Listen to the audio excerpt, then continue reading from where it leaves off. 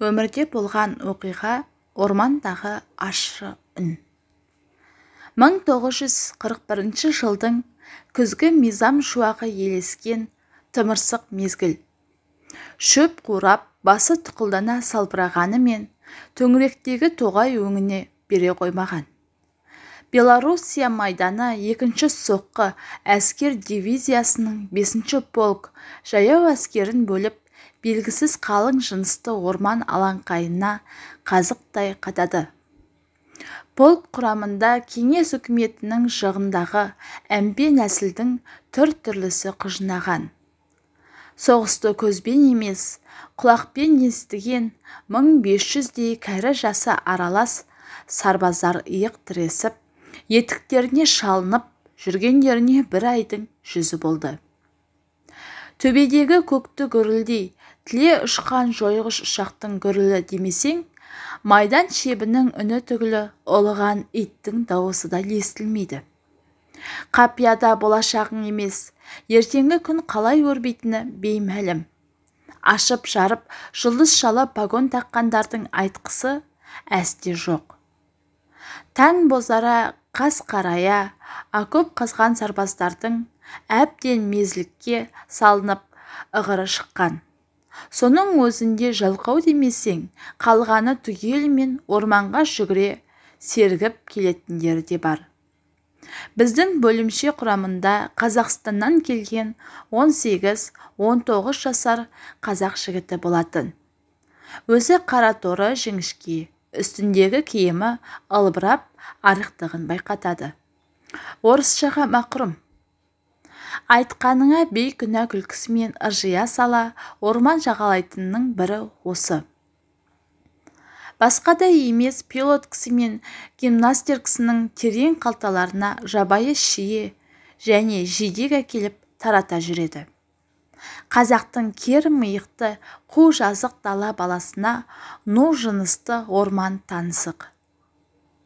Бей мезгіл уақытта үстеріне ұзын былғары плаш қыстырған генерал-сымақтар мәшинемен келіп тексеріп кетеді. Өткенде солардың бірі орманнан жамырай, шоқал төбелерінен текедей секіре жүгіріп сапқа түзелген бірталай сарбазды байқап, ашу ызасы тері сыртына шығып, сан тұсына салпырай түскен былғары сөмкесінен бума қағазды шығарып, әскери заң қулысы бойынша әскери бөлімді немесе қызмет орнын әдейі заңсыз тастап кету, немесе одан жалтару қылмыс болып табылады. Бұл РСФСР-дің қылмыстық кодексінің 193 бабы 7-10 тармағына сәйкес соғыс уақытының заңы бойынша дереу ату жазасына кесіледі, деп орысша мойнының тамыры жарылып кетердей айқайлап оқып, қатаң ескерту жария етті. Жаны құрғыр қымбат. Орманға жүгіру дән тыйылды. Өзімізге беймәлім бұлыңғыр тірлік жалғаса берді. Окоптың әр түбінде аузы бостар шеке тіресе қысыр әңгіме жіберіп уақыт өткізеді. Бірақ мазаң тіршіліктің тырнақтайда бағасы жоқ болғанымен арасында жүрек тұтқандар орманға барып жүгіріп келіп жүр. Шыны керек, үздіге тексеріп жатқан ешкім жоқ. Әлгі сұм бұйрықты оқығаннан кейін қанша уақыт өткені құдай білсін. Бір күні көліктермен чаңдата генерал-сымақтар аяқ астынан жетіп келді. Апыр-топыр барлығы үсті бастарын жөнге келтіріп, қағынып сапқа тізіліп әлек. Жан-жақтан тексеріс жасағандар айқай-шудың астына алды. Біраз тыйылғасын былғары плаш кигендер ортан алды. Тап сол кезде сарбаздардың назары басқа жаққа ауысқан еді. Алыстан ентіге жүгіріп келе жатқан біздің бөлімшенің қазағы еді. Сап арасынан жалғаса кеткен күлкі дауыстар шыға бастады.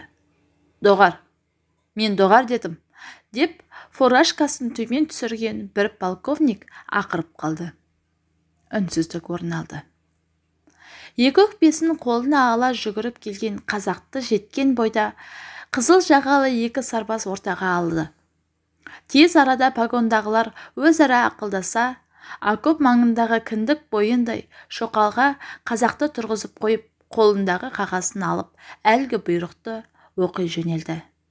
Алайда біздің қазақ не болып жатқанына беймәлім. Ол ана жолы оқылған бұйрықты табан астындағы оқып тұрғанын не екенін түсінер ала емес.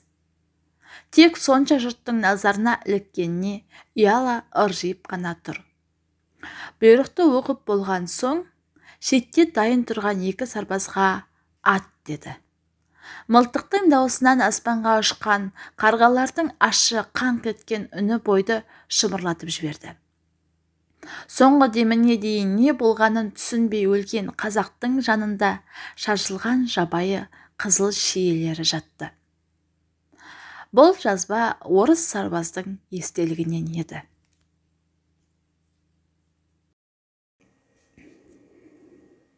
Бір түйір қан.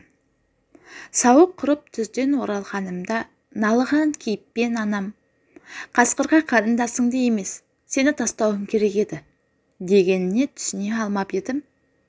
Ендігі әңгімені төсекке таңылған анам көз жасына ерік беріп баяндады.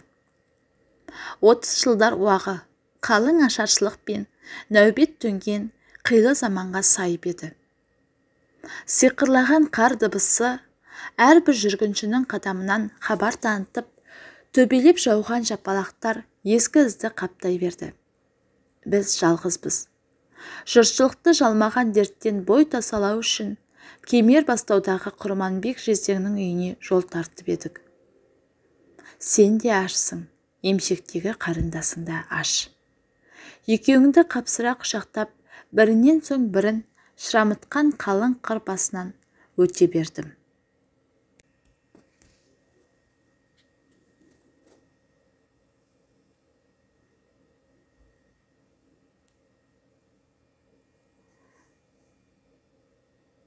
Ыңырсыған қарындасыңның үні жүйкемді жұқартса да дем қылып, әлденіп алуға жағдай икем бермеді. Ол тұста жүрісімді жылдамдатып, тізеден көмілген қар бетін ырши түстім. Үмітсіз шайтан деді. Ал мен сайтан емеспін. Төзгісіз суық пен екі перзент салмағы денемді қаусатқанымен жанымды бекем еткенін байқадым. Күннің өзі әл қадарынша қарасып, амалсыздан кешін батырғандай ма білмедім. Шам түскен мезгілде діттегенімізге жетпебек. Ал мен алқынған күйі екеуіңді де жерге қойдым да, шалқалай деміктім бе, әйтеуір есімді жиғанымда қарындасыңның үнінен бөлек бейтаныс дыбыстың қылаң бергенін ұқтым. Дірілдеп көтерілген басым бір пәлені сезгендей, қос перзентімді бауырыма қысып, айналама жүрексіне қарайладым. Бар екен тәйірі. Әудемнен тарапын танытқан бір үйір қасқырға кезігеміз деген үш ұйықтасам да түсіме кірмепті. Дереу ес жидыртқан хайуандардың қансыз қайтпайтынын жақсы білсем де, жанымда жатқан ағаш кесегін неліктен лақтырып қорқытқанымды әлі де түсіне алмадым. Онсыз да достық пиғылмен келмеген олар одан да өшіге түспеді. Өзгенің бұл жағдайда нендей шешім қабылдайтынын білмедім. Ал менің мақсатым бір. Әкеңнің соңынан перзент ілесуі тиіс. Сол себепті бірер сәттік шешімді үсігіс жөнмен қабылдау керек болатын еді. Сөйттім де қарындасыңа қарадым. Бейкүнәнің бір топ қасқырға таланғандағы үнін әлі күнге дейін ұмыта алар емеспін. Оларға бір түйір қан, ал маған фәнилік сабақ болды. Тұла бойымды билеген ашу-ыза, нала мен мұң, бәрі сенің аман жеткізуің үшін еді. Тәңірден маған берілген сынақ па, білмедім. Ал сен мұнда бұның бәрін де білмейсің ғой, деп анам өзінің сөзін тоқтатты.